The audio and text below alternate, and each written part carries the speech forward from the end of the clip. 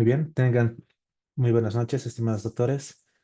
Vamos a retomar nuestras clases de cirugía con las disculpas pertinentes.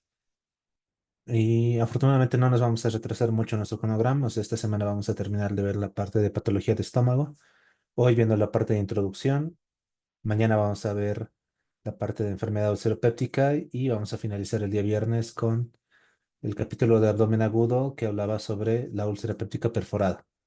Entonces, como hemos incrementado o hemos aumentado para las clases de este curso VIP, estamos viendo la parte introductoria de cada capítulo para así comprender mejor, no solamente ya yéndonos a los capítulos específicos de la bibliografía o a los temas específicos de la bibliografía, sino también tratando de abarcar lo que nos presenta el texto como forma introductoria, porque puede que también de esos párrafos iniciales podamos tener algunas preguntas. O también el hecho de repasar y estudiar esa parte introductoria, pues nos ayuda a repasar un poco de anatomía, fisiología y demás, que forma parte también de nuestras ciencias básicas, ¿no? Entonces, en ese sentido, vamos a continuar en esta oportunidad con la parte introductoria de estómago del capítulo 26 del libro de Schwartz, sin antes comenzar con un recordatorio de lo que vimos la semana pasada. Nuestra última clase de la semana pasada nos hablaba sobre la enfermedad por reflujo gastroesofágico y recordamos, ¿no? La enfermedad por reflujo gastroesofágico es una condición crónica en la cual el contenido del estómago se regurgita hacia el estómago, el esófago, perdón, causando síntomas molestos o complicaciones, siendo una de las enfermedades gastrointestinales más comunes. Respecto a la etiología, la disfunción del esfínter esofágico inferior es la principal causa de la enfermedad por el reflujo, permitiendo que el ácido gástrico regrese al esófago. Otros factores incluirán una hernia hiatal, un retraso en el vaciamiento gástrico y también el aumento de la presión intraabdominal. Como síntomas clásicos, tenemos la pirosis, la regurgitación y la disfagia como los más comunes, que pueden empeorar después de las comidas y al acostarse. Los síntomas atípicos, como la tos crónica, la laringitis, el asma, el dolor torácico no cardíaco y hasta erosiones dentales, pueden ser presentes, los cuales pueden confundir el diagnóstico y retrasar el tratamiento adecuado. Respecto al diagnóstico clínico, puede ser clínico basado en el estudio de los síntomas típicos y la respuesta a una prueba terapéutica con inhibidor de la bomba de protones también puede apoyar el diagnóstico porque suele mejorar con estos medicamentos. Respecto a las pruebas diagnósticas, la endoscopia digestiva alta está indicada para pacientes con signos o síntomas de alarma como disfagia, pérdida de peso, sangrado y permite visualizar en la endoscopía esofagitis, estenosis y lesiones premalignas como el esófago de Barrett. El estudio de pechimetría esofágica de 24 horas fue considerado el estándar de oro para diagnosticar el ERGE, mide la exposición al ácido en el esófago. También tenemos la manometría esofágica que nos permite evaluar la función del esfínter esofágico inferior y también nos permite evaluar la motilidad esofágica. Esto es muy importante para considerar una técnica quirúrgica. Respecto al tratamiento médico, tenemos los inhibidores de la bomba de protones como primera línea de tratamiento, altamente eficaz para controlar síntomas e incluso curar las esofagitis. También puedes utilizar antagonistas de los receptores H2 o de histamina 2, menos potentes que los inhibidores de bomba de protones, pero pueden ser útiles en casos leves o como terapia de mantenimiento. También se puede utilizar antiácidos o alginatos que favorecen a que el paciente tenga un alivio sintomático ocasional. Respecto a las modificaciones en el estilo de vida, hay que evitar las comidas copiosas, alimentos desencadenantes como el chocolate, la menta, la cafeína, el alcohol o las comidas grasas. Es recomendable no acostarse inmediatamente después de comer y también elevar la cabecera de la cama, como tratar de que los pacientes con sobrepeso o obesidad pierdan peso. Respecto a las complicaciones del alergia, tenemos los que están en relación a la esofagitis erosiva, cuadros de inflamación y daño en el revestimiento del esófago, las estenosis esofágicas por un estrechamiento de la luz del esófago debido a una cicatrización y esto produciendo posteriormente disfagia. De igual forma, el esófago de Barrett, una metaplasia intestinal que aumenta el riesgo de adenocarcinoma de esofágico. Respecto al esófago de Barrett, pues se desarrolla aproximadamente el 10% de los pacientes con ERGE crónica, requiere vigilancia endoscópica regular para detectar displasia y así también un cáncer temprano. Para el tratamiento quirúrgico, recordamos, tenemos la fundoplicatura de Nissen como un procedimiento laparoscópico que envuelve el fondo del estómago alrededor del esfínter esofágico inferior para fortalecerlo, para crear una nueva válvula y prevenir también el reflujo. Respecto a la fundoplicatura parcial, una alternativa en pacientes con alteraciones severas de la motilidad esofágica y también las terapias endoscópicas, aquellas nuevas técnicas como radiofrecuencia, sutura endoscópica del esfínter esofágico inferior, que son menos invasivas, pero que están todavía en investigación, no están descritas en nuestro texto. Respecto a las indicaciones para la cirugía, pacientes con mala respuesta al tratamiento médico, complicaciones del ERGE como estenosis o esófago de Barrett, y también de preferencia del paciente para evitar terapia médica a largo plazo. Para el pronóstico, pues con tratamiento adecuado, la mayoría de los pacientes con ERGE pueden controlar sus síntomas y prevenir complicaciones. Sin embargo, es una enfermedad crónica que requiere manejo continuo.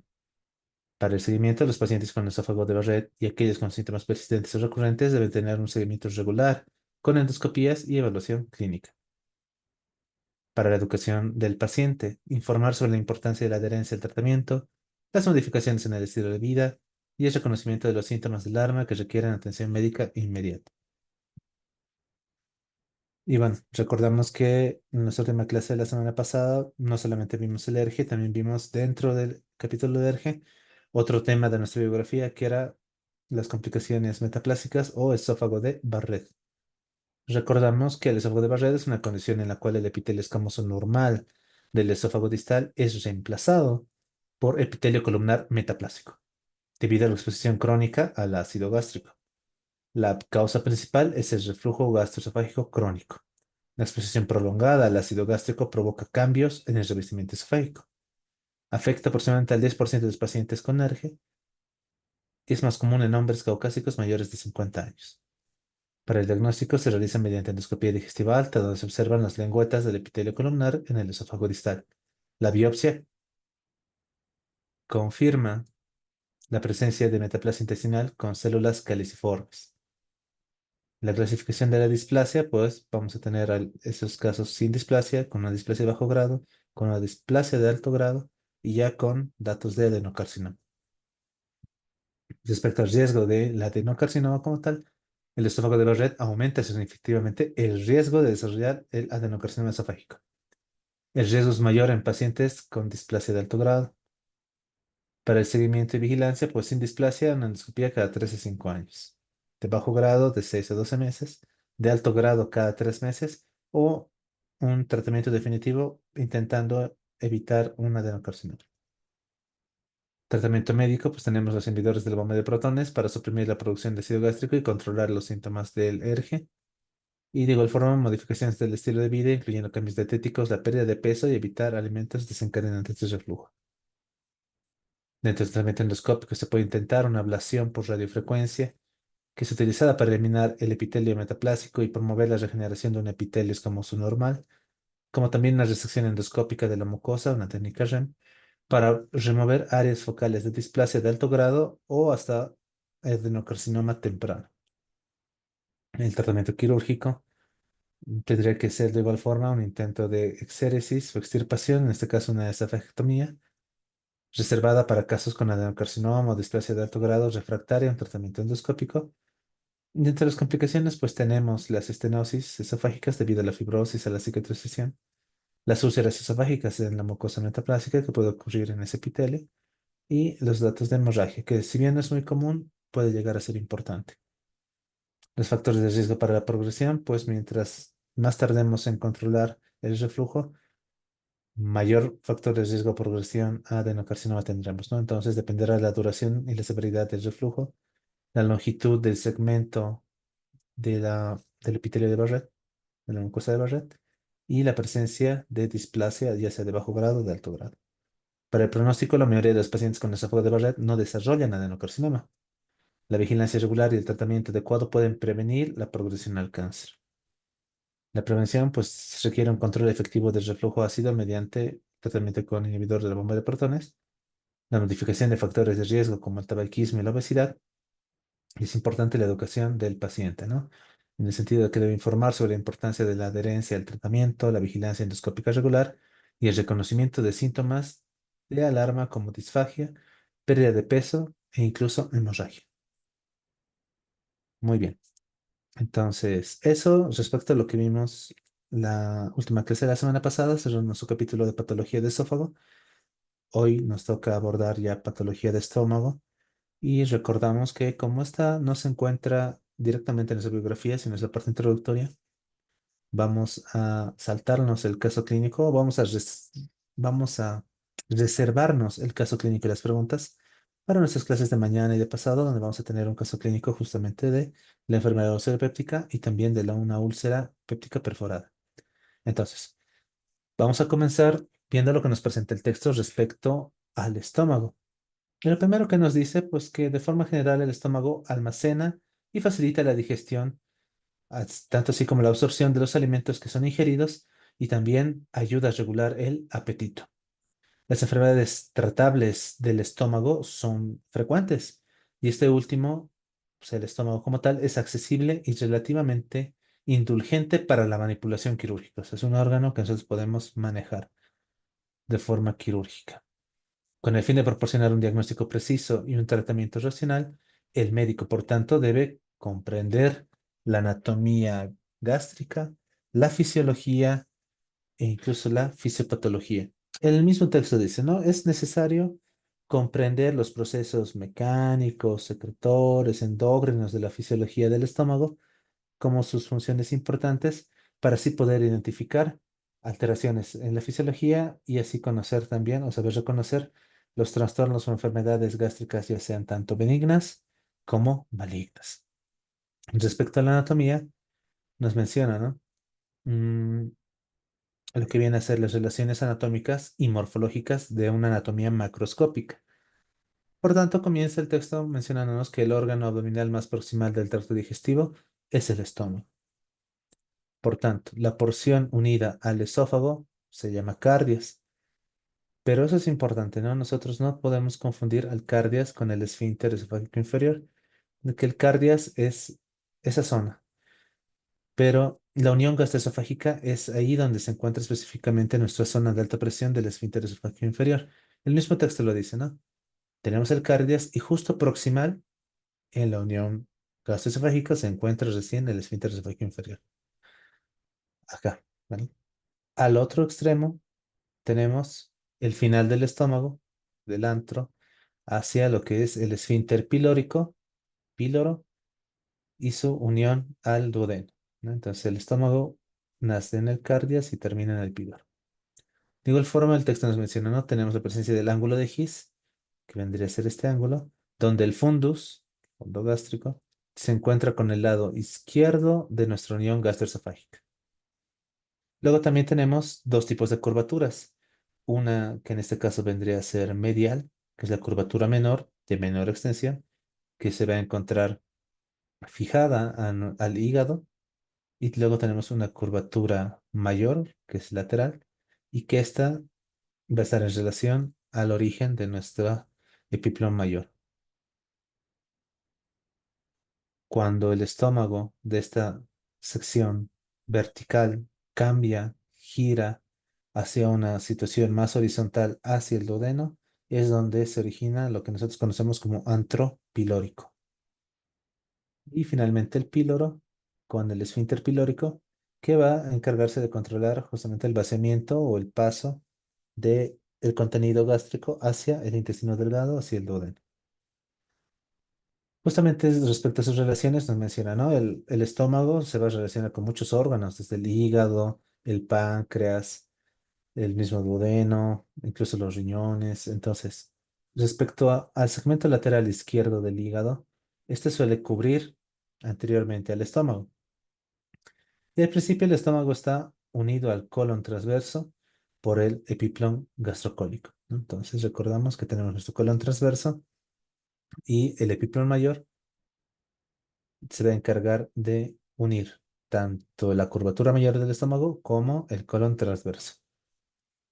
De igual forma, si nosotros liberamos, como se ve en esta figura, el epiplón mayor, vamos a pasar a la transgravidad de los epiplones.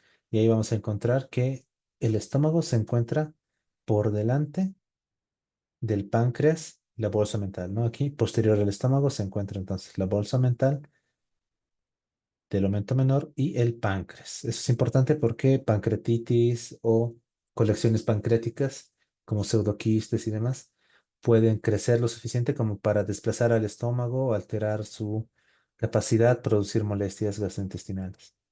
Respecto a la curvatura menor, como les decía, se encuentra atada, fijada al hígado por el ligamento. Vamos a verlo, ¿no? Este vendría a ser la figura del epiplón gastrohepático. El ligamento hepatogástrico, epiplón menor o también conocido como pars flácida.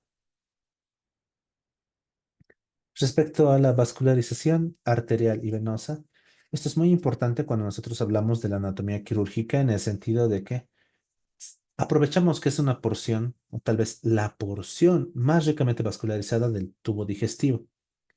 ¿Eso qué quiere decir? Que es una parte que va a recibir mucha irrigación.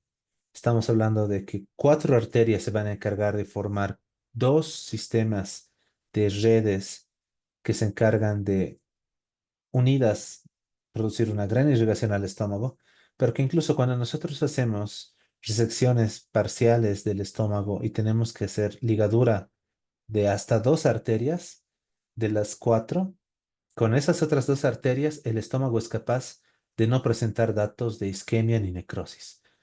¿Cuáles van a ser esas cuatro arterias?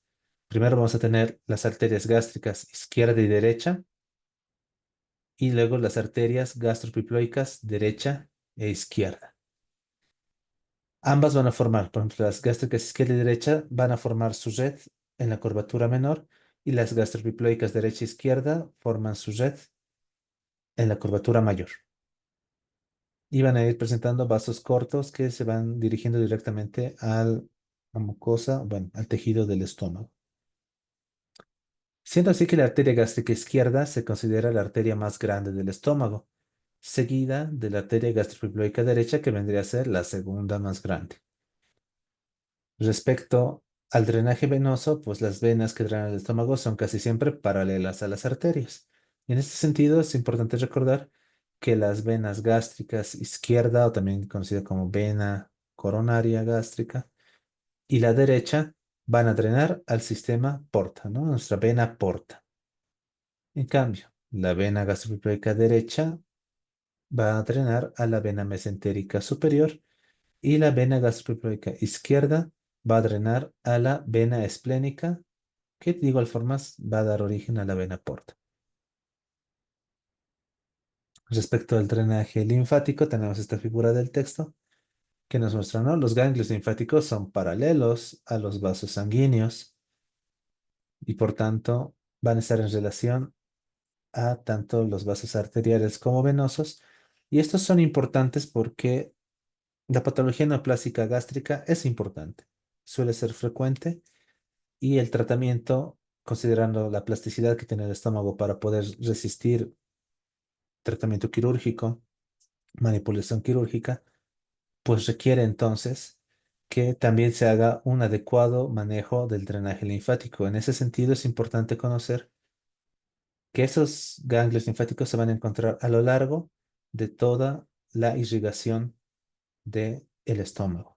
Es por eso que los cirujanos y los patólogos han numerado los grupos de ganglios linfáticos primarios y secundarios, como podemos ver en la figura del texto.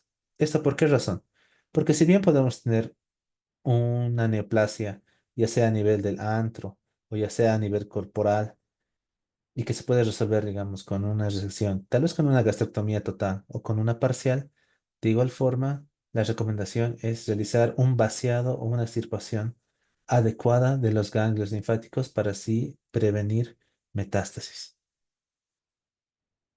Respecto a la inervación, pues recordamos nosotros que los nervios vagos que descendían lateralmente o lado a lado de nuestro esófago, conforme se van acercando a la cavidad peritoneal, van cambiando de disposición, siendo así que el que se encontraba a la izquierda se convierte en anterior y el que se encontraba a la derecha se convierte en posterior.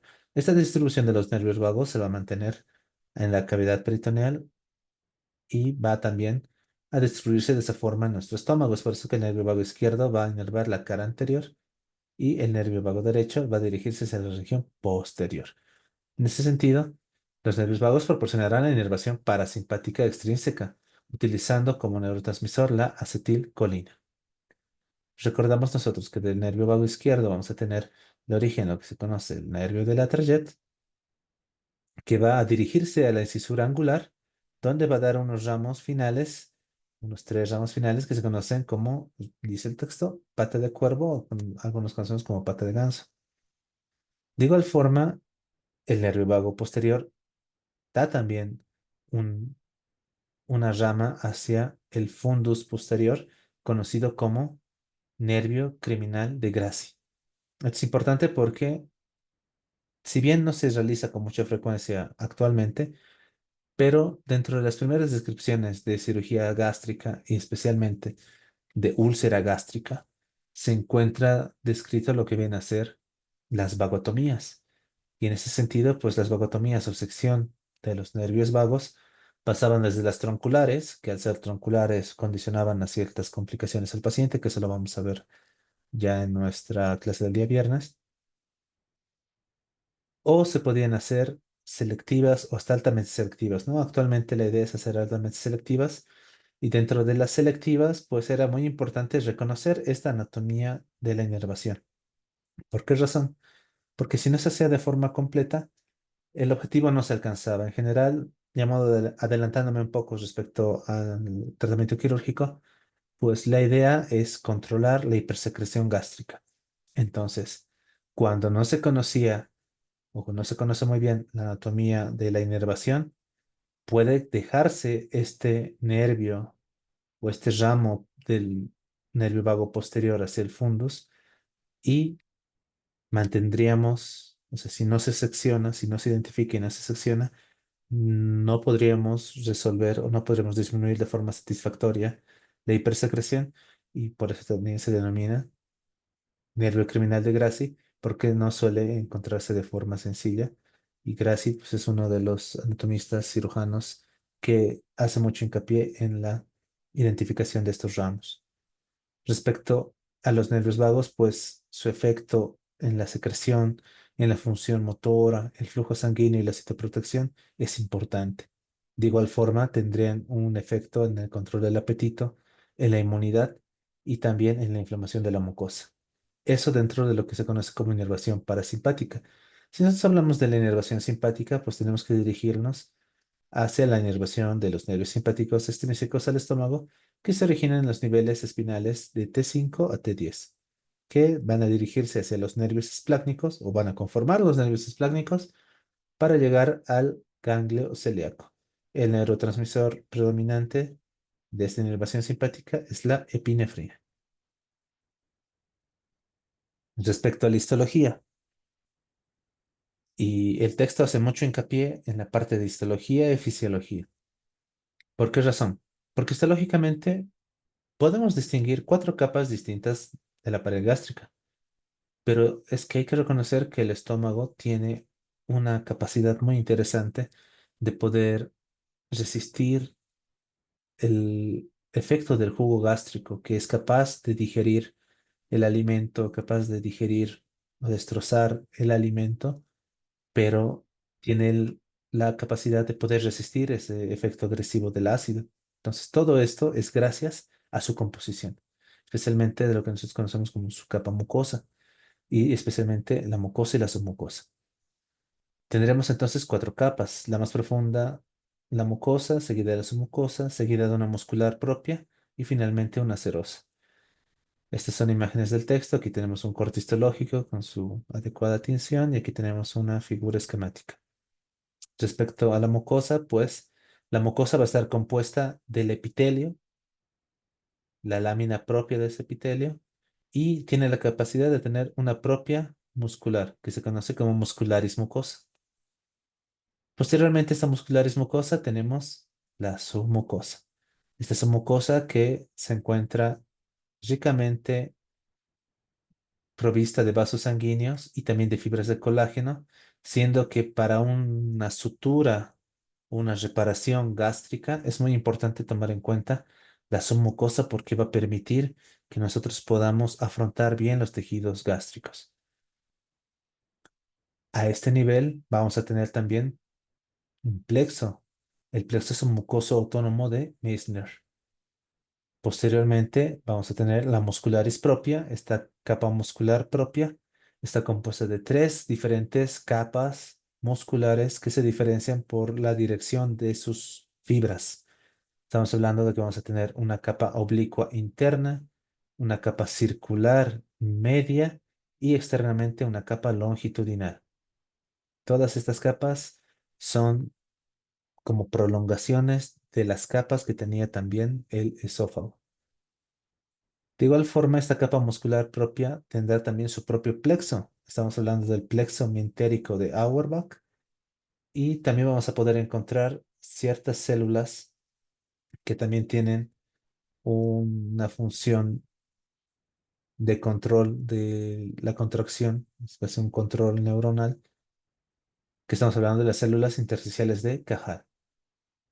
Y finalmente, como la capa más externa, tenemos la capa serosa, una capa de tejido conectivo que está representada por nuestro peritoneo visceral y que también es importante cuando nosotros hablamos de las reparaciones o de las suturas a nivel del estómago. Les repito, estas son figuras del texto. Aquí tenemos, ¿no? Como tenemos el epitelio superficial que tiene la característica de presentar criptas profundas y lo importante cuando hablamos de la mucosa y su epitelio y sus criptas es que cada una de estas criptas va a dar origen a lo que se conoce como una glándula gástrica o la unidad mínima de función del estómago. Esta fosa gástrica, glándula gástrica o esta unidad mínima funcional, pues va a tener zonas, ¿no? Zona de la fosa, su istmo, su cuello y su base, y vamos a tener diferentes tipos de células.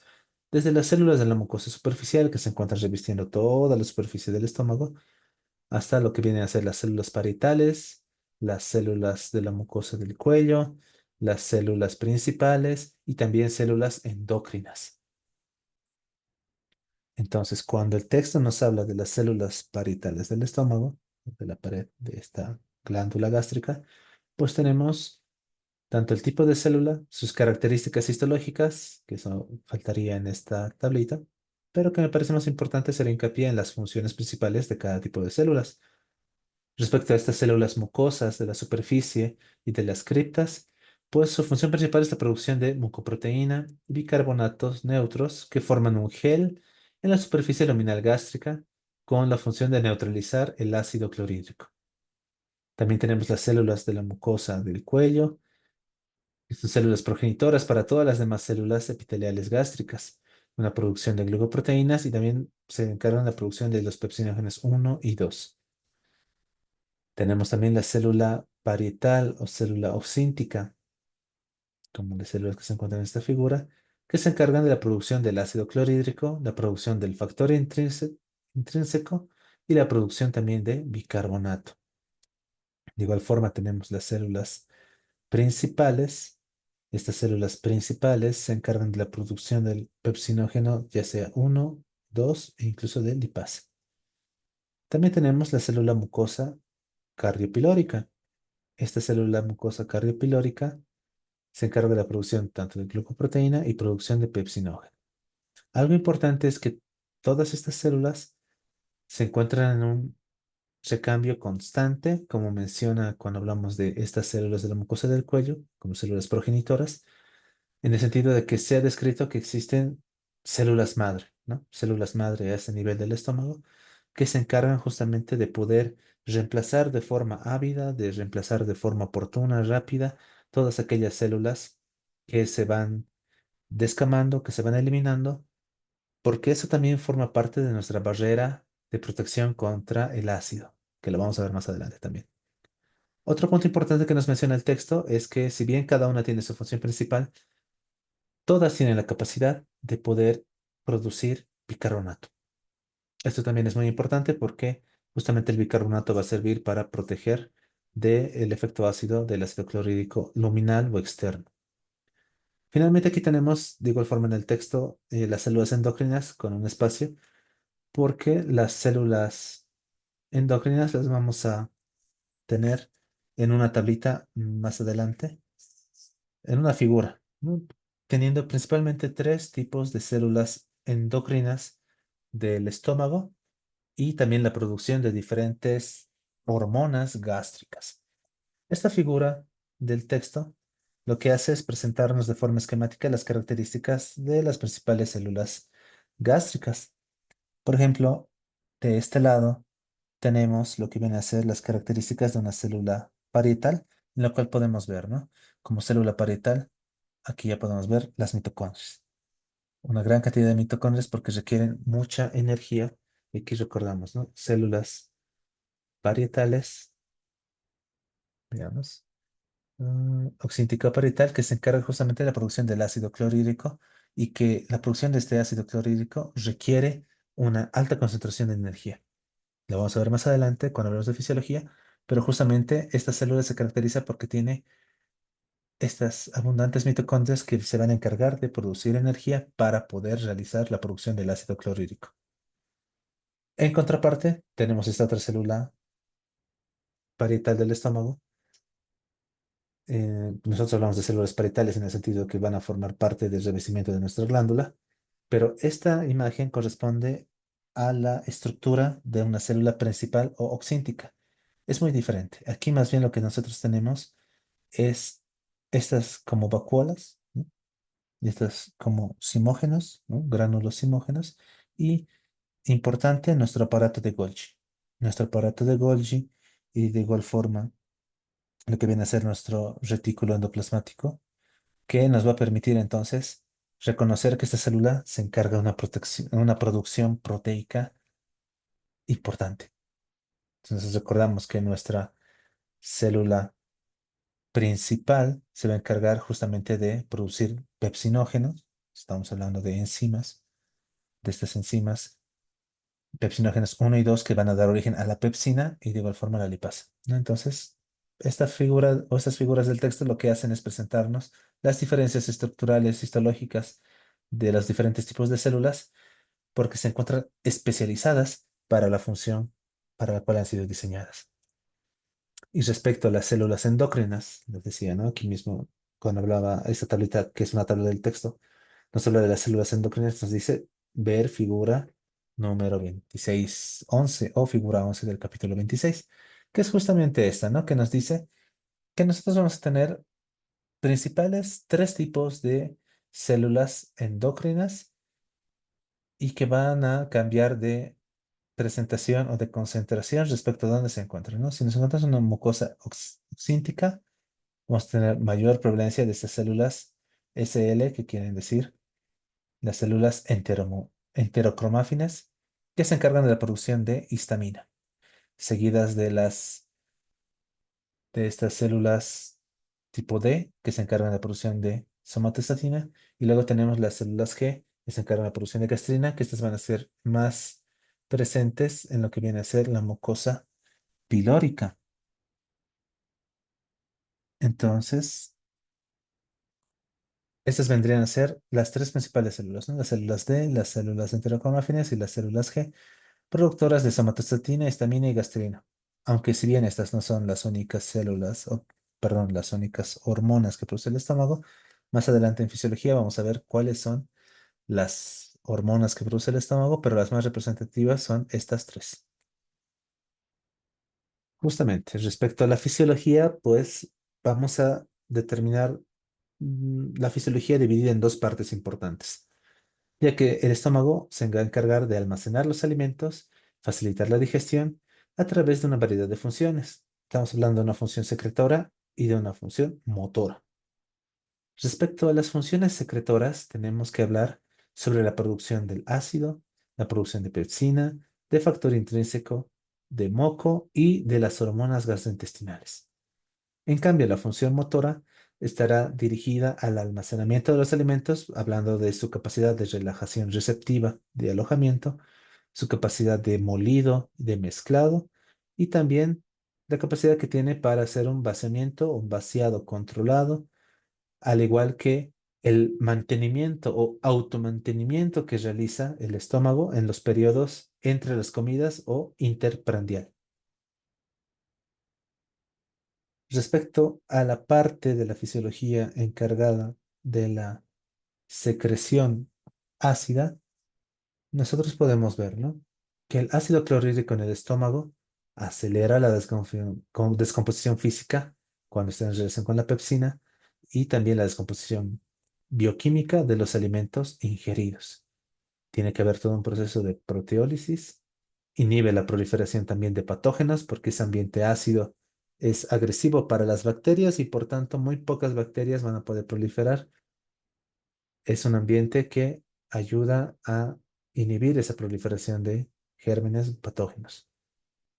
Ayuda también a mantener un microbioma gastrointestinal sano. Esto es importante y se ha podido comprender de que con el uso de los antiácidos, medicamentos antiácidos y demás, que la supresión a largo plazo, utilizando especialmente inhibidores de la bomba de protones, se ha relacionado con un mayor riesgo de presentar colitis por Clostridium difficile y también otras gastroenteritis. Si bien nos ayuda en un lado, podemos correr riesgo en otra esfera, ¿no? En este caso, la esfera infectológica. También el texto nos menciona, ¿no? La célula parietal se estimula para secretar ácido cuando uno o más de los tres tipos de receptores son estimulados por la acetilcolina. Y recordamos que la acetilcolina es el neurotransmisor de nuestro sistema parasimpático que está representado justamente por los nervios vagos. Ahora, ¿cuáles vienen a ser entonces esos tres tipos de receptores? El texto nos menciona, ¿no? Las neuronas entéricas, la gastrina y los receptores de histamina. Entonces, aquí, como podemos ver, tenemos nuestra célula con su receptor de gastrina, su receptor de acetilcolina, su receptor de histamina y también receptores de somatostatina, también de adenilato ciclasa. ¿Qué es lo que sucede? Para que pueda producir o secretar ácido la célula parietal debe ser estimulada. Por tanto, uno de los estimulantes tiende a ser nuestro receptor de colecistoquinina, que junto con la gastrina pues se va a encargar de activar la transmisión de este estímulo mediante la proteína G para la activación de sinasas, para la activación de nuestras proteínas sinasas, nuestro cambio del ATP a nuestro AMP cíclico, la producción de energía y dirigirnos hacia nuestra bomba de protones, ¿no? Nuestra bomba de protones es nuestra bomba de potasio, hidrogeniones, que se va a encargar de introducir el potasio y eliminar a la luz o secretar a la luz hidrogeniones. De esa forma estamos favoreciendo el ambiente o el lumen ácido. Es por eso que nuestras células productoras de ácido necesitan abundantes mitocondrias, porque este proceso se realiza a contragradiente, se utiliza mediante una bomba activa, mediante el uso de energía, ¿no? En este caso el ATP. Pero si bien la célula va a introducir potasio a su interior, tiene canales de difusión pasivos que se encargan de transportar el potasio que ha ingresado, vuelve a salir por estos canales de potasio. Y de igual forma, tenemos canales de cloruro que ayudan a mantener la homeostasis en el interior de la célula. Más o menos entonces, así se podría explicar la fisiología de lo que viene a ser la producción de ácido en nuestra célula parietal. Y pues recordamos que el estómago humano tiene 1.000 millones de células parietales. Casi todas estas células parietales se encuentran distribuidas en los primeros 2 tercios proximales del estómago. Entonces, aquí es importante recordar entonces que como estimuladores tenemos la presencia de la histamina y de la gastrina. ¿Por qué esto es importante? Porque si nosotros recordamos el mecanismo de función o el mecanismo de acción de los medicamentos que utilizamos para el tratamiento de la enfermedad úlcera péptica, por ejemplo, tenemos los que son inhibidores de los receptores de histamina 2, ¿no? Entonces, inhiben nuestros receptores H2 y por tanto, al inhibirlos, no van a desencadenar la activación tanto de la proteína G, de las sinasas, de proteínas sinasas, y tampoco va a desencadenar entonces en el estímulo para nuestra bomba de protón, ¿no? Nuestra bomba de protón es justamente esta, ¿no? Nuestra HK bomba. De igual forma, los inhibidores de la bomba de protones van a dirigirse directamente a la bomba de protones para anular o inhibir su efecto en el transporte activo del potasio hacia el interior de la célula y la eliminación de hidrogeniones hacia la luz del estómago. Entonces, es así como funciona tanto la ranitidina como el omeprazol o la familia de los omeprazoles. Entonces, esta secreción fisiológica de ácidos, aquí la hemos visto de forma microscópica, de forma macroscópica podremos definirlo, que responde a tres fases, ¿no? Va a ser dividida en la respuesta a tres fases. Una fase cefálica, que está en relación a estímulos como el olor, como el sonido, incluso de los alimentos, de la visión. Cuando nosotros vemos algún alimento que se ve suculento, por decirlo de una forma, pues vamos a tener estímulos que se envían hacia sitios corticales específicos y especialmente a puntos hipotalámicos. Estamos hablando que 30% de la respuesta a la secreción ácida se encuentra en relación a este estímulo o esta fase cefálica. La mayor parte se encuentra en nuestra fase gástrica. Esta fase gástrica se activa ya por receptores propios del estómago cuando el alimento llega al estómago hasta que el alimento pasa el esfínter pilórico. Corresponde a la mayor parte, lo repito, el 60% de la respuesta a la secreción ácida y se ha descrito incluso una fase intestinal que es poco conocida y que responde solamente al 10% de la secreción ácida que estaría en relación a la recepción o ese estímulo receptivo del intestino, estamos hablando del duodeno especialmente, cuando recibe el alimento que ha provenido de la cámara gástrica. Tenemos esta figura que nos presenta el texto, ¿no? En el sentido de que justamente la comida se encarga de estimular lo que viene a ser la producción de ácido. El control fisiológico de la secreción del ácido está basado por la presencia del alimento.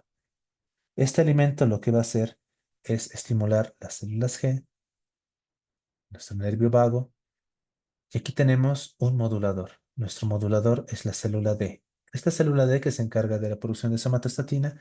Esta somatostatina no va a tener un efecto potenciador como tiene la acetilcolina, como tiene la gastrina. Como podemos ver en las figuras, el nervio vago, la célula G tienen este efecto positivo para la secreción ácida. En cambio, nuestra célula D es nuestro moderador. Tiene un efecto inhibidor, un efecto negativo, un efecto de control. Entonces, por ejemplo, la presencia de la comida estimula nuestro nervio vago, el nervio vago manda acetilcolina que va a dirigirse hacia nuestra célula enterocromafin, que se encarga de la producción de histamina y que esta histamina de igual forma estimula la célula parietal, la acetilcolina directamente igual estimula la célula parietal y la gastrina de igual forma estimula la célula parietal.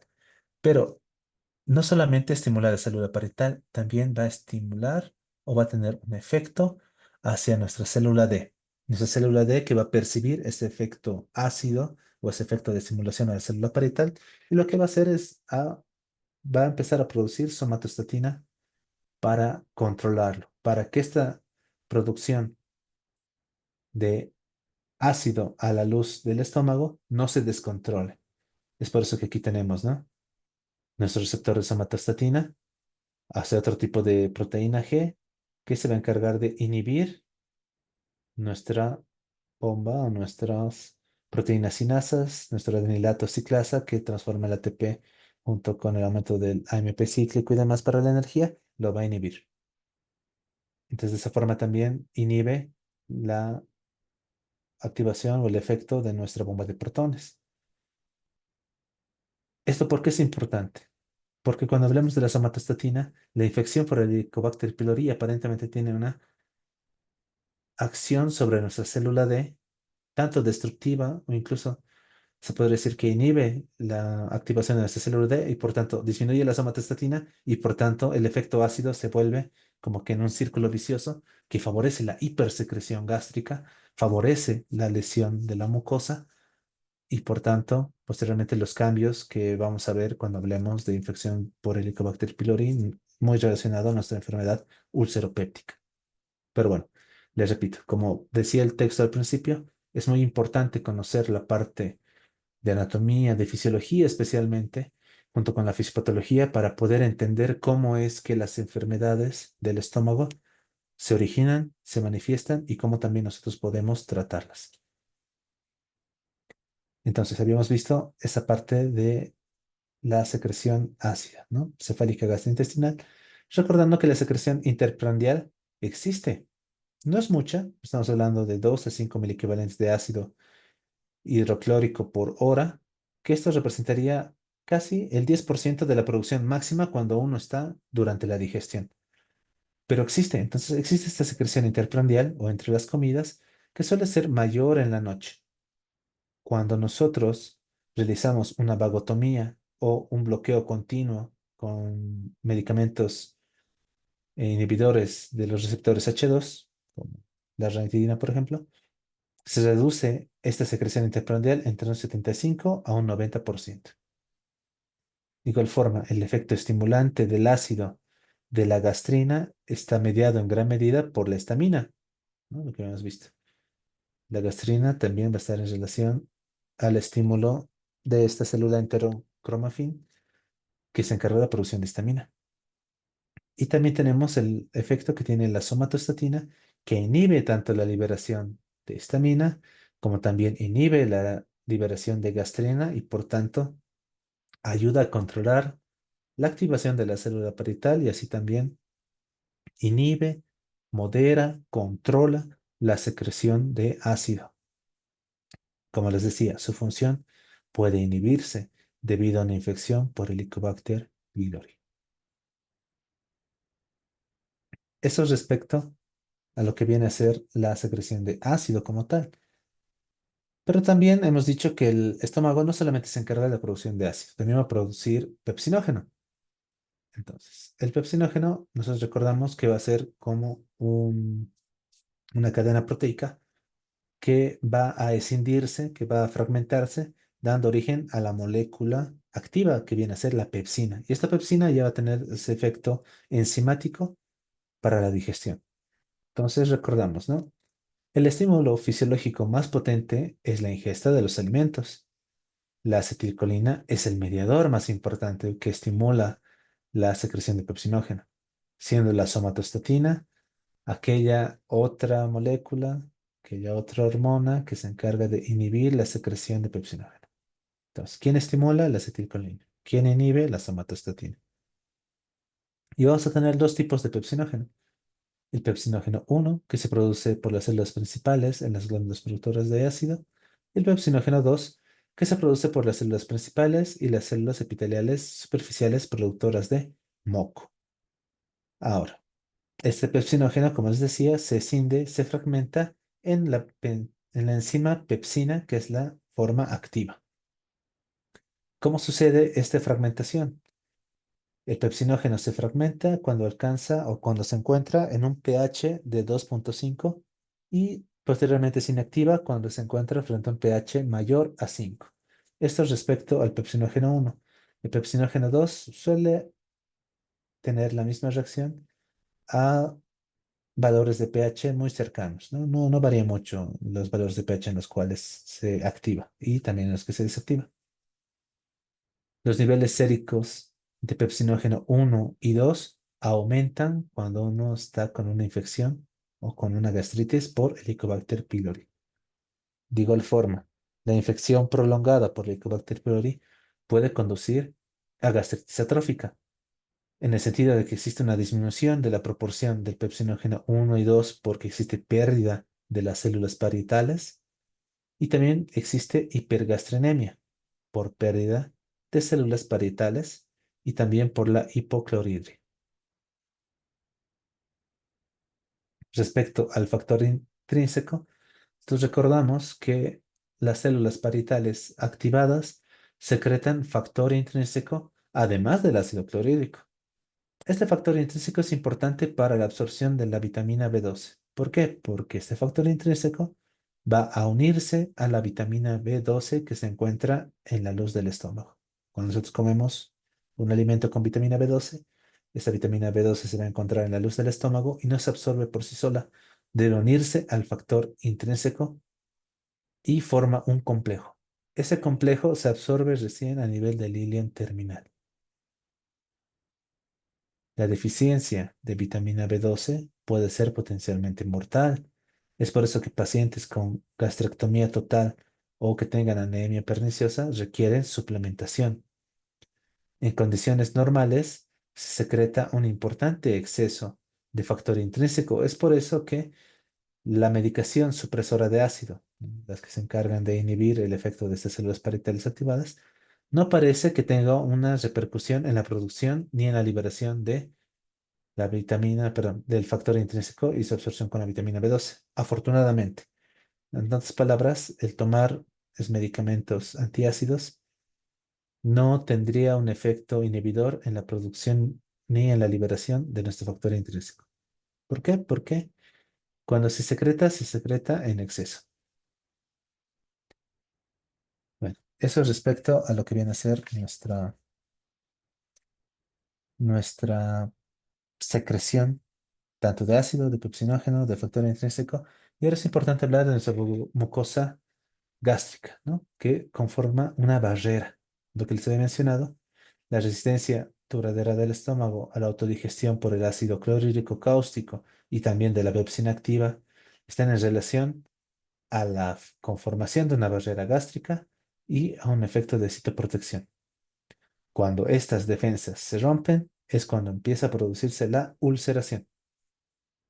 El flujo sanguíneo de la mucosa desempeña un papel crucial en el mantenimiento de la mucosa saludable, porque se encarga de proporcionar nutrientes y oxígeno para las funciones celulares que se encargan de la citoprotección. Si nosotros afectamos el flujo sanguíneo hacia la mucosa, vamos a ver que las funciones celulares de citoprotección van a disminuir. Y esto va a ser como si nosotros tuviésemos una balanza en la cual los factores protectores disminuyen y al disminuir, los factores agresivos van a poder desencadenar la ulceración. En ese sentido, pues el uso de sucralfato suele actuar localmente mejorando las defensas de la mucosa. También existirán factores protectores que se encuentran a nivel de la saliva, a nivel de secreciones duodenales o secreciones pancreáticas o incluso en las secreciones biliares que ayudarían a la conformación de esta barrera mucosa gástrica. Esta es una tabla que tenemos en el texto que nos dice, ¿no?, los componentes y mediadores importantes de las defensas mucosas en el estómago. Respecto a los componentes, tenemos la presencia propia de la mucosa. Luego tenemos la capacidad de secreción de bicarbonato y de igual forma tenemos la barrera epitelial. Esta barrera epitelial físicamente, pues va a estar representada por unas características. Primero, los fosfolípidos que son hidrófobos, las uniones estrechas y lo que les había mencionado, ¿no? Esa capacidad, gracias a la presencia de esas o ese tipo de células madre que se encargan de la restitución, de reponer las células epiteliales que se descaman, que se eliminan, van a ser restituidas ágilmente, oportunamente, entonces esa es la capacidad de restitución. De igual forma existe una microcirculación, una hiperemia reactiva cuando se encuentra frente a la presencia de ácido. La microcirculación favorece esa hiperemia. Y de igual forma tenemos la presencia de las neuronas sensoriales aferentes que van a ayudar a realizar ese control neurológico humoral de la secreción ácida. Esto parte de nuestros mediadores. Estos mediadores pues van a ser, por ejemplo, las prostaglandinas. Y esto es muy importante. Cuando hablemos de la enfermedad ulceropéptica, vamos a ver que afectar a las prostaglandinas va a ser repercutir en nuestra barrera mucosa. De igual forma, el óxido nítrico es un mediador muy importante, como el factor de crecimiento epidérmico, como el péptido relacionado con el gen de la calcitonina, el factor de crecimiento de hepatocitos, la histamina y también el péptido liberador de gastrina. Si nos dirigimos a la producción de hormonas gástricas como parte de la fisiología del estómago, pues tenemos que hablar necesariamente de la gastrina. La gastrina, que es producida por las células G que se encuentran en el antro gástrico y que desencadenan o que se encargan de una función principal como estimulante hormonal, ¿no? Es el principal estimulante de la secreción ácida durante la fase gástrica. Los péptidos y aminoácidos son los estimulantes más potentes para que se estimule la producción de gastrina. Y el ácido luminal es el inhibidor más potente. O sea, existe como una autorregulación, ¿no? Cuando existe ácido luminal, la presencia de este ácido lo que va a hacer es producir una inhibición de las células G para que no se produzca tanta gastrina. También la secreción ácida estimulada por gastrina se bloquea de manera significativa cuando tenemos el uso de antagonistas H2, porque recordamos, ¿no? La histamina se encarga de estimular a la gastrina. Si se inhibe la histamina, tenemos un efecto importante de inhibición en la producción de gastrina. Las causas importantes de hipergastrinemia incluirán la anemia perniciosa, perdón, la medicación supresora de ácido, el gastrinoma, una cirugía de Birchot 2, una vagotomía. Respecto a otra hormona, en este caso el texto nos presenta la grelina, que nosotros recordamos que va a ser una hormona que se encarga del apetito. La producen células especializadas, tipo PD1, que se encuentran en las glándulas sucínticas gástricas y parece ser que es un importante regulador orexigénico. O sea, nosotros recordamos que existen o la hiporexia, digamos, ¿no? Eso es cuando uno tiene pérdida de apetito. Lo orexigénico es cuando existe apetito, ¿no? Estimulante del apetito. Es un regulador estimulante del apetito que estimula el apetito justamente a través de receptores hipotalámicos. Y esto se encuentra en relación a la leptina, que lo vamos a ver más adelante, ¿no? La grelina estimula el apetito, la leptina lo que haría es disminuir el apetito, pero ya vamos a llegar a la leptina. Tenemos que hablar primero de la somatostatina. La somatostatina, que es producida por las células D que se encuentran en toda la mucosa gástrica y cuyo efecto es inhibir la secreción de ácido de las células parietales y también inhibe la liberación de gastrina, inhibe la liberación de histamina. Su principal estímulo es la acidificación antral. O sea, ante la presencia de ácido, ya se estimulan las células D para producir somatostatina. Y, por contrario, la acetilcolina inhibe la liberación de somatostatina. ¿Por qué? Porque la acetilcolina lo que hace es promover la producción de ácido, estimulando la gastrina. Tenemos también el péptido liberador de gastrina, que se encuentra en el antro, estimula la liberación de gastrina y también de somatostatina mediante la unión de receptores en las células G y también en las células D. Sería como un coadyuvante. Respecto a la leptina, pues se sintetiza principalmente en los adipocitos, pero también en las células principales del estómago, siendo así que la fuente principal de leptina es el tracto gastrointestinal. La leptina actuaría disminuyendo la ingesta de alimentos. Entonces tendríamos la grelina por un lado, que se encarga de estimular el apetito, y la leptina, que se encargaría de disminuir el apetito, disminuir la ingesta de alimentos. Y también el texto nos menciona, ¿no? Existen lo que se conocen como proteínas autócrinas, que podrían ser sustancias como, por ejemplo, algunos elementos, como lo que el texto menciona, como un factor em, trébol menciona, o proteínas de choque térmico, que actuarían de un efecto autócrino, ¿no? Es como si el estómago se autorregulara a sí mismo y cuando habla de hormonas, es importante hablar de que las hormonas gástricas actuarían o el efecto hormonal que recibe el estómago actuaría a todo nivel, ¿no? Actuaría a un nivel endocrino, recibiendo hormonas de la sangre externas. Tiene también un efecto parácrino por el efecto que tiene de una célula a otra, a su vecina, a su célula vecina, por ejemplo. Y también las autócrinas hacia sí mismas. Bueno, eso es respecto a la función secretora. Ahora el texto nos menciona lo que es la función de la motilidad y el vaciamiento gástrico. Y efectivamente vamos a hacer énfasis a la parte grande de la motilidad y cómo se realiza el vaciamiento gástrico, sabiendo que el texto nos va a hacer una descripción bastante minuciosa de la parte microscópica de este efecto.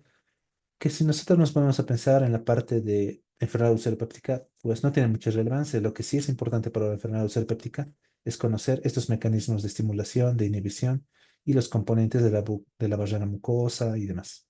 Todo respecto a la secreción ácida especialmente. Pero bueno, respecto a la motilidad, la función motora tiene varios propósitos. La actividad motora interprendial se encarga de hacer ese automantenimiento, ya que despeja el estómago de restos no digeridos, de células desprendidas y también de moco. El estómago cumple estas funciones mediante la relajación y contracción de sus músculos lisos que se contraen de forma coordinada en los diversos segmentos gástricos.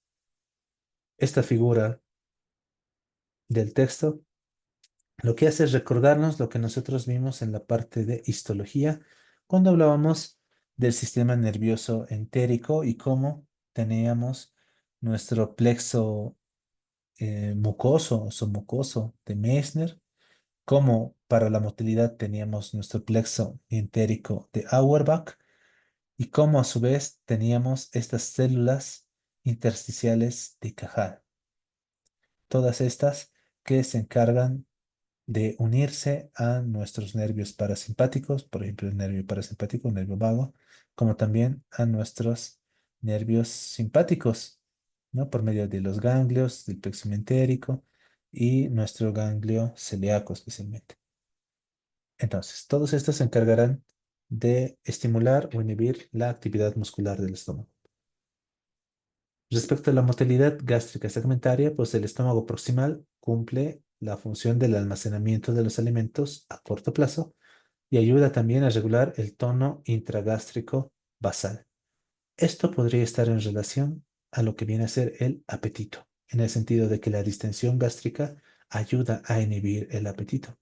Entonces, alteraciones en ese tipo de motilidad o en esta función de la motilidad podrían tener repercusión en el hábito de ingesta de alimentos de las personas.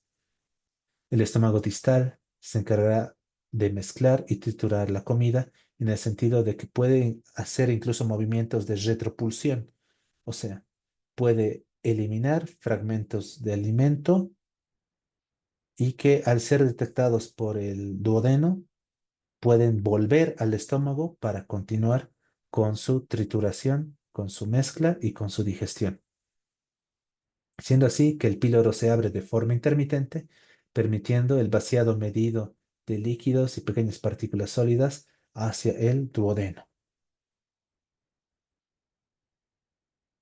Muy diferente el píloro a lo que nosotros vemos en el esófago, ¿no? Nosotros hemos visto en el esfínter esófago inferior, tenemos un efecto, una tonicidad activa que se encuentra cerrado todo el tiempo.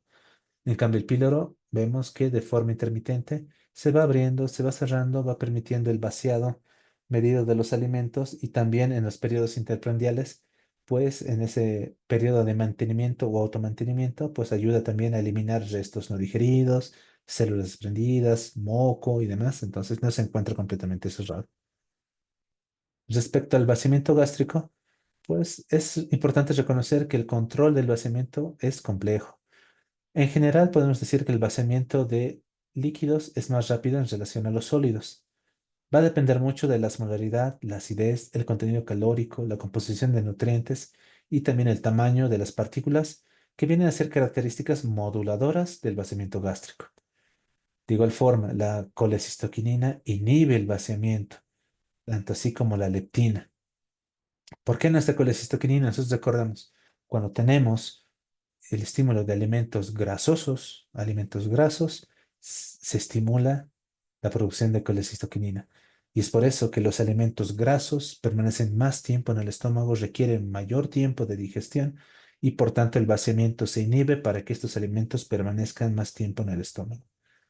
En cambio, la grelina, que estimula el apetito, que estimula la alimentación, también estimula el vaciamiento gástrico para que el estómago se encuentre vacío mayor tiempo posible o que se encuentre ocupado el menor tiempo posible para que vuelva uno a alimentarse. Esa grelina es responsable de muchas cosas, entonces. Respecto al vaciamiento de los líquidos y de los sólidos, el vaciamiento de los líquidos, pues el vaciado del agua o de una solución salina isotónica sigue una cinética de primer orden, siendo así que el tiempo de vaciado suele requerir solamente 12 minutos. El vaciado de líquidos, si nosotros queremos obtener una velocidad promedio, se produciría a una velocidad de 200 kilocalorías por hora. Respecto al vaciamiento de los sólidos, el tiempo medio de vaciamiento de sólidos es inferior a 2 horas. Muy diferente, ¿no? 12 minutos, 2 horas. Es una función del tamaño, o sea, estará en función al tamaño de las partículas, del contenido calórico de los alimentos y también de su composición. Ahora, existen tres procinéticos que pueden tratar el vaciamiento gástrico retardado. Estos son la metoclopramida, la eritromicina y la domperidona. Y los tenemos descritos en esta tablita del texto, que justamente es nuestra tablita número 4 o cuadro número 4 del capítulo 26, que dice agentes que aceleran el vaciamiento gástrico. Y tenemos la metoclopramida, una dosis de 10 miligramos vía oral que puede ser hasta 4 veces al día, actuando como un antagonista de la dopamina.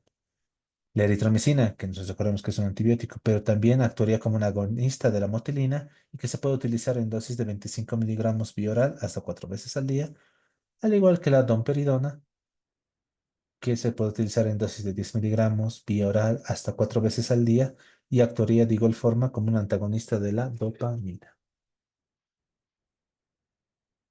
Y ya finalizando nuestra parte introductoria, pues el texto nos habla del diagnóstico de la enfermedad gástrica. Y vamos a ver que lo va a hacer todo de forma muy puntual. Ha hecho mucho hincapié en la parte de fisiología, más que en la parte de diagnóstico, pero vamos a ver que la parte de diagnóstico es muy puntual. Primero tenemos los signos y síntomas, ¿no? En el sentido de que los signos y síntomas, bueno, en este caso los síntomas más comunes van a ser el dolor abdominal, la pérdida de peso, la saciedad temprana y la anorexia, como los más comunes, los más frecuentes. Pero no son los únicos, ¿no? Porque el paciente también puede quejarse de náuseas, vómitos, distensión abdominal o hasta anemia, ¿no? O sea, entonces cuando duele el paciente con un cuadro de anemia y puede ser secundaria o patología de estómago. Varios de estos síntomas son descritos de forma general por los médicos, incluso por nosotros, como dispepsia. Cuando hablamos de dispepsia, que vendría a ser un término médico para la indigestión, estamos hablando justamente de lo que viene a ser el dolor, la distensión abdominal, las náuseas y la saciedad temprana. Estas Esta dispepsia como tal tiene causas comunes. Por ejemplo, el ERGE puede producir dispepsia. Una gastritis por Helicobacter pylori puede producir dispepsia, como otros trastornos del estómago, de la vesícula, del páncreas pueden producir dispepsia. Entonces, ¿qué es importante? Saber reconocer signos de alarma que nos orienten a realizar una endoscopía temprana, ¿no? La endoscopía temprana debe considerarse en pacientes con un inicio reciente de síntomas de alarma. ¿Y cuáles son?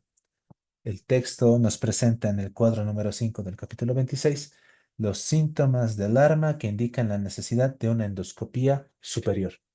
Tenemos la edad, pacientes mayores de 55 años con dispepsia de nueva aparición, una pérdida de peso involuntaria, vómitos persistentes o recurrentes, disfagia progresiva, odinofagia de inicio reciente, anemia por deficiencia de hierro inexplicable o por una hemorragias gastrointestinales, la presencia de una masa abdominal palpable o de una linfadenopatía y antecedentes familiares de cáncer gastrointestinal superior. A este nivel, el texto nos presenta el primer punto clave del capítulo 26, que dice, siempre que las pruebas sugieran una infección por Helicobacter pylori, el tratamiento debe iniciarse y también al finalizar el tratamiento debe confirmarse la erradicación. Esto está dentro de nuestras pruebas de diagnóstico, porque tenemos pruebas para Helicobacter pylori. Pero antes de las pruebas para Helicobacter pylori, tenemos nuestro esófago gastroduodenoscopía, o sea, nuestra endoscopía superior. Es un procedimiento seguro, es preciso para pacientes ambulatorios y generalmente se realiza bajo sedación consciente, después de un ayuno de 8 horas mínimo. Sirve para descartar cáncer a todos los pacientes, perdón, para descartar cáncer en los pacientes a los cuales hacemos endoscopía y vemos una úlcera gástrica, Tenemos que aprovechar la endoscopía para obtener muestras de biopsia, tanto de la base o del lecho de la úlcera como del borde de la lesión, borde de la úlcera, para patología. En caso de gastritis, no solamente se toma una biopsia para este tipo de examen histológico, también se hace una biopsia para poder realizar una prueba de ureasa tisular para descartar la presencia de Helicobacter pylori. O sea, nuestro test de ureasa en endoscopía, que es importante para el diagnóstico de Helicobacter pylori también. Luego tenemos estudios radiológicos, el estudio gastrointestinal superior contrastado con bario. El texto nos dice, ¿no? Las radiografías simples de abdomen pueden ser útiles para el diagnóstico de perforación gástrica cuando tenemos neumoperitoneo o para un vaciamiento gástrico retardado, cuando podemos observar un nivel hidroaéreo elevado. Cuando ya realizamos series gastrointestinales superiores, especialmente de doble contraste, pueden ser mejores que la endoscopía para explicar algunos trastornos. Es como lo que veíamos en esófago, ¿no? En esófago podíamos ver en la endoscopía características de una hernia hiatal, pero el estudio contrastado nos dibujaba la hernia hiatal como tal. Entonces, de igual forma, este estudio contrastado, en la serie superior, perdón, no sé qué sucedió. Denme unos segundos, por favor.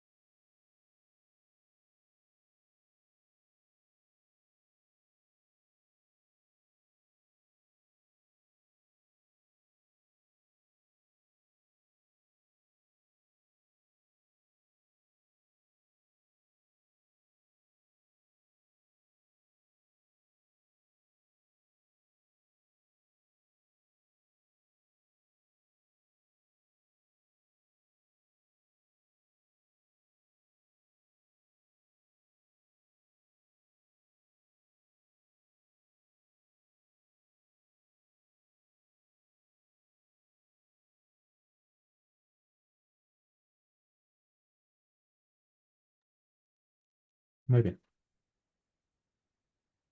Bueno, mil disculpas. Continuamos. Habíamos dicho de que los estudios contrastados nos van a permitir ver mejor la anatomía de algunos trastornos como divertículos, como fístulas, ver características de tortuosidad, localización de sitios de estenosis, el tamaño o la morfología de la hernia hiatal.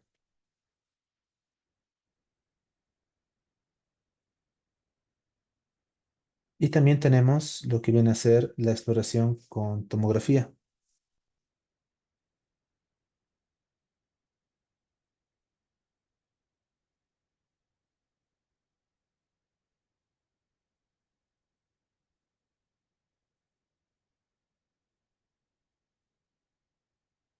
Ahora, el texto dice, ¿no?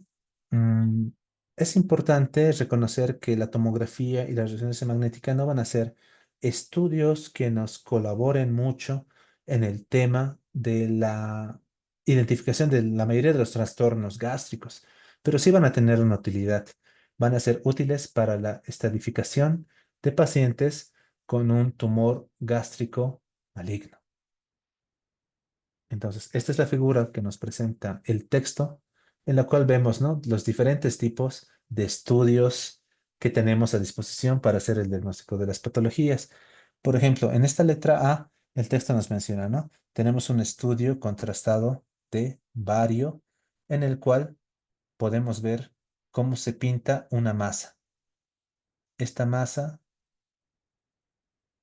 que nos presenta con este estudio contrastado de doble pared, que en la letra B podemos ver en un estudio de tomografía axial justamente la presencia de un pólipo sobresaliente en el estómago. Luego tenemos otro tipo de imágenes, esta vez ya tridimensionales, por una tomografía computarizada tridimensional que nos muestra incluso de forma transparente la lesión en el fondo, y aquí está también con la flechita. O sea, esta misma imagen que se ve en el estudio con Vario, la vemos aquí en la tomografía computarizada. En esta reconstrucción tridimensional transparente del fondo gástrico se ve también. Y finalmente, en esta letra D, tenemos, después de realizar nuestra conducta, después de realizar la gastrectomía, cómo se encuentra la lesión. Entonces, todos los estudios pueden ayudarnos tanto a la sospecha como a la confirmación de la lesión, tal vez una reconstrucción para planificar bien la cirugía y de acuerdo a eso realizar la cirugía y finalmente con histología saber qué era esa masa. ¿Era un pólipo? ¿Era un tumor benigno, maligno, etcétera? De igual forma, tenemos el estudio de ecografía endoscópica. Es útil para valoración y tratamiento de las lesiones de masa gástrica, la estadificación local de un adenocarcinoma. Es bastante precisa cuando nosotros tenemos esta ecografía endoscópica. Entonces, si se darán cuenta, la ecografía como tal, en esta parte de estómago, se encuentra relegada. La ecografía como tal no nos estaría ayudando mucho en el tema de diagnóstico de enfermedades gástricas. Pero si nosotros la combinamos con la endoscopía, tenemos nuestro endoscopio que tiene la capacidad de producir o que tiene su transductor y nos produce imágenes ultrasonográficas, nos permite ir directamente hacia lesiones como masas y nos permite ver sus características, ¿no? Si son muy profundas, si son superficiales, nos permite hacer en ese momento una estadificación local de algún tipo de adenocarcinoma y también nos permite evaluar las varices que se encuentran submucosas. También está descrito en el texto el análisis de la secreción gástrica. Esta secreción gástrica que requiere que nosotros le coloquemos una sonda nasogástrica o una intubación gástrica al paciente y que, bueno, por esas razones y demás, actualmente se realiza con poca frecuencia. Puede ser útil cuando nosotros queremos evaluar la hipergastrinemia, queremos evaluar un síndrome de Zollinger-Ellison o queremos evaluar una úlcera resistente al tratamiento o también una enfermedad de reflujo gastroesofágico, ¿no? Porque vamos a permitir tomar muestras de ácido y evaluarlo, ¿no? Si es muy ácido, es poco ácido, está con sales biliares y demás. Respecto a la escintigrafía, pues la valoración del vaciado gástrico implica la ingestión de una comida de prueba, como lo que hemos visto en la escintigrafía esofágica, ¿no? Pedimos al paciente que degluta ya sea un alimento que va a estar marcado con un isótopo, puede ser un alimento sólido con un isótopo, un alimento líquido con otro isótopo, y ver de esa forma cómo se produce la deglución. En el caso del esófago era la deglución. En el caso del estómago, lo que hacemos es valorar el vaciado gástrico. Y de igual forma, luego se hace la exploración con una cámara de rayos gamma que nos permite evaluar las diferentes velocidades, ver si existen trastornos de la motilidad, o como un vaciamiento gástrico retardado, etcétera. Luego el texto nos muestra las pruebas para la infección del Helicobacter pylori. Y nos dice, ¿no? Es importante reconocer la idea de las pruebas de Helicobacter pylori en el sentido de que podemos tener una prueba positiva y esa puede ser muy confiable. O sea, si nosotros ya tenemos una prueba positiva, no vamos a dudar de que no requiere tratamiento. Más bien lo que el texto nos dice, si tienen una prueba positiva, no duden, inicien tratamiento. Pero más bien dice, si tienen una prueba negativa, puede ser poco confiable que sea negativa. O sea, si tiene una prueba negativa, pero tiene todas las características clínicas, epidemiológicas, endémicas de un Helicobacter pylori, no por esa prueba negativa no le den tratamiento. Pueden dar un tratamiento empírico. Entonces, en ese sentido, nos dice, ¿no? Una prueba serológica positiva constituye una presunta evidencia de infección activa. Si tenemos una prueba positiva para Helicobacter pylori, tratemos. La serológica nos sirve para poder identificar los diagnósticos en el sentido de una infección activa, pero el texto nos dice, ¿no? No es el mejor estudio cuando nosotros queremos ver si hemos erradicado la bacteria, porque la serología, por más que no se encuentre la bacteria, va a seguir presente. Entonces, necesitamos otro tipo de estudios para después del tratamiento. El examen histológico mediante biopsia de la mucosa gástrica con tinciones especiales suele ser el examen de referencia para la infección, pero es de difícil obtención. Tenemos otro tipo de pruebas también, como por ejemplo las pruebas rápidas de ureasa, considerando que la ureasa es una enzima omnipresente en todas las cepas del Helicobacter. Y también importante tenemos la prueba del aliento con urea marcada con carbono que se ha convertido en el estándar para confirmar la erradicación después del tratamiento.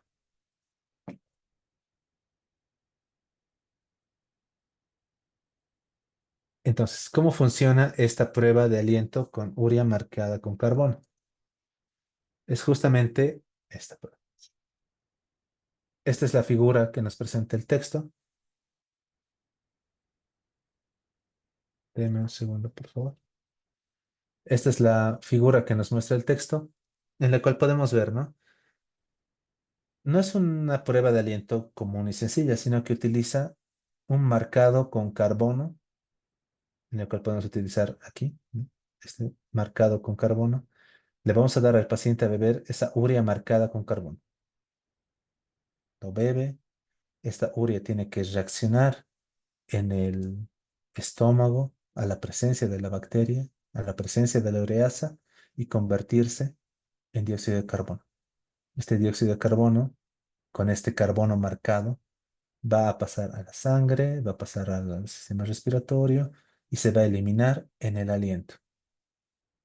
Por tanto, esta es la prueba estándar para confirmar la erradicación después del tratamiento, porque solamente con la presencia activa de la bacteria que produce ureasa es que se va a poder producir esa eliminación de CO2 marcado, ¿no? No es como la parte de serología, en la cual la serología va a estar presente, tenga o no tenga la bacteria.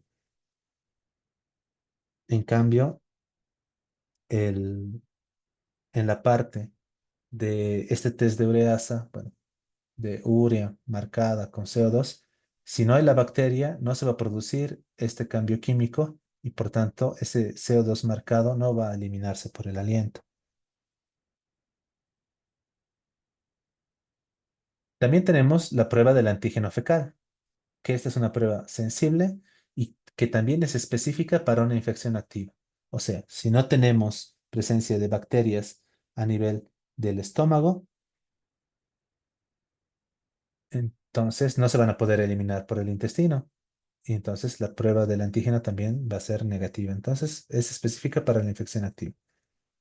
El cultivo, nos menciona, puede ser útil, pero suele estar reservado para valorar la resistencia antimicrobiana. O sea, si nosotros tenemos un paciente al cual le hemos diagnosticado una infección por Helicobacter pylori y le damos nosotros alimentos, perdón, el tratamiento y diferentes esquemas, ¿no? Podemos ir desde el esquema más básico, que lo vamos a ver el día de mañana, desde el esquema más básico y agotamos dos esquemas más y hacemos nuestro estudio, nuestro test y sigue siendo positivo. El cultivo lo que va a hacer es permitirnos realizar un antibiograma. Y el antibiograma nos va a ayudar a valorar la resistencia antimicrobiana y así poder dirigir también nuestro tratamiento antibiótico, porque el objetivo del tratamiento es la erradicación. Y finalmente tenemos las pruebas de motilidad antrodental y la electrogastrografía. Estos, este tipo de test o pruebas que se encargan de valorar la motilidad, que suelen ser útiles para la valoración de los pacientes con cuadros crónicos de dispepsia, ¿no? Pacientes dispépticos. La figura que les he mencionado, cómo funciona este test, ¿no? Que nos menciona. Es el estándar para confirmar la erradicación después del tratamiento. Nuestra prueba de aliento con urea marcada con carbono.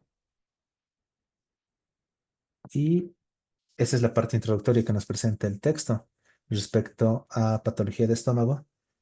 La siguiente parte que acompaña o el párrafo que sigue es justamente infección por Helicobacter pylori y lo vamos a ver mañana, porque es importante conocer cómo el Helicobacter pylori está relacionado a nuestra enfermedad ulceropéptica y mañana veríamos esa parte hasta la presentación de las complicaciones. Veríamos un poco del tratamiento médico y para el viernes nos reservaríamos el tratamiento quirúrgico porque justamente este está dirigido al tratamiento de las complicaciones, recordando que la perforación de una úlcera péptica es una complicación. Y con eso terminaríamos nuestra semana de patología de estómago y entraríamos a otra semana de patologías de nuestros capítulos de cirugía. No sé si tuvieran alguna pregunta respecto a esta parte introductoria. Si me dan chance, en unos minutos yo ya les paso las diapositivas de esta clase para que puedan completar, repasar lo que ya les pasé la madrugada, la noche de ayer, anoche. Y también vería de pasarles de forma oportuna la parte de las diapositivas para completar del capítulo o del tema de mañana junto con el caso clínico y las preguntas para que las repasen y así mañana ya entramos a hablar directamente sobre infección de Helicobacter pylori y la enfermedad ulceropéptica, porque tiene mucha relación. Muy bien, como veo que no hay preguntas, una vez más me disculpo por la eventualidad del día de ayer. Afortunadamente no vamos a retrasar lo que tenemos que abordar en la semana, lo estamos recuperando y también mañana inmediatamente vamos a ver la continuación de esto, ¿no? O sea, de nuestra introducción y vamos a empezar a ver la parte de enfermedad ulceropéptica. Y el día viernes ya concluimos con la complicación, con la perforación. Entonces, muchas gracias por su atención. En unos minutos yo les comparto el material para la clase de mañana, junto con el material complementario de la clase de esta noche. Y pues nos veríamos el día de mañana a la misma hora con patología o la enfermedad ulceropéptica. Que tengan muy buenas noches. Hasta el día de mañana.